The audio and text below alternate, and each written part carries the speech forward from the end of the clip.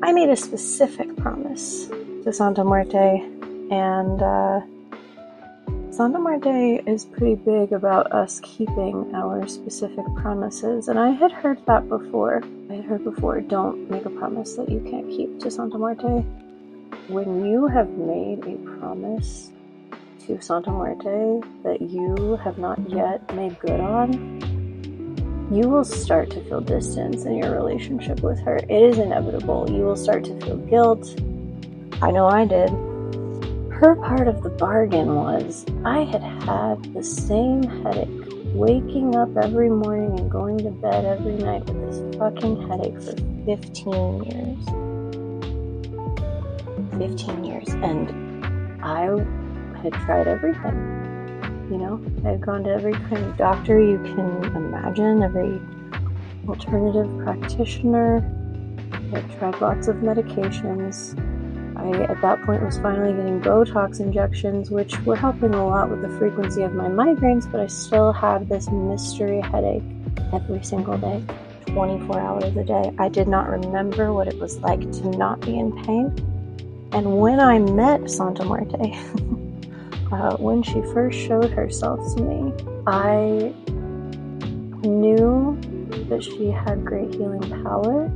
It did not take me long to make a promise to her. I felt pretty sure that she was going to heal me, regardless of what I promised her, but I promised her the skin of my left arm if she would heal my 15-year headache. And it took a little over a year from the time I started following her to the time that headache was healed. It took some work, I think, on her part to extract that illness at the root. She showed me a lot of ways to take care of myself that I think contributed ultimately to the headache leaving, but it was all her. It was all her. And may she take all the credit for it. But that said, that said, I promised her the skin of my left arm. The headache went away in November of 2021. And I just got this tattoo. This month. That is a long time to not make good on a promise to her. And there was a long period of time where she knew full well that I was trying, that the finances were a struggle, and that's kind of always been the case, but I could have prioritized it higher sooner. And I think I started to feel guiltier and guiltier until eventually my relationship with her felt pretty distant, even when I would go to her altar in my storage unit and sit at the base of the altar like I always have with her.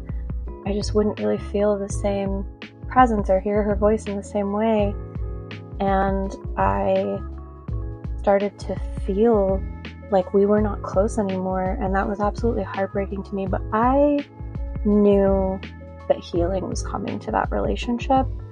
And then I went to San Diego and got my devotional tattoo from Braze, and it was an incredible experience.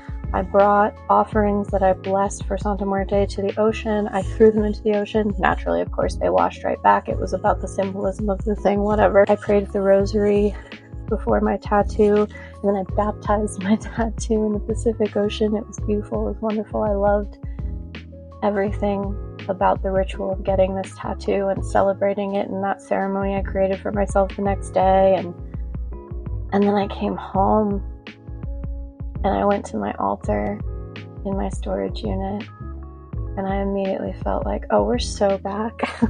We're so back, because I had kept my promise to her. And I just feel like somebody needed to hear that. I will be real with you, and I'll speak on this in another video. I have not had a suicidal thought since my trip to San Diego to get this tattoo. And I've struggled with those daily for a really long time. It's a miracle in and of itself.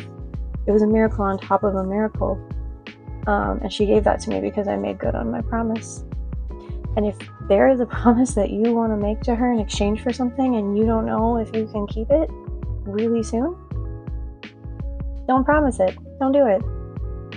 Only promise things you know you can keep, because that distance hurts it hurts to feel far from someone that you want to be close to, and that's that on that. It's not about punishment, it's just the way relationships work.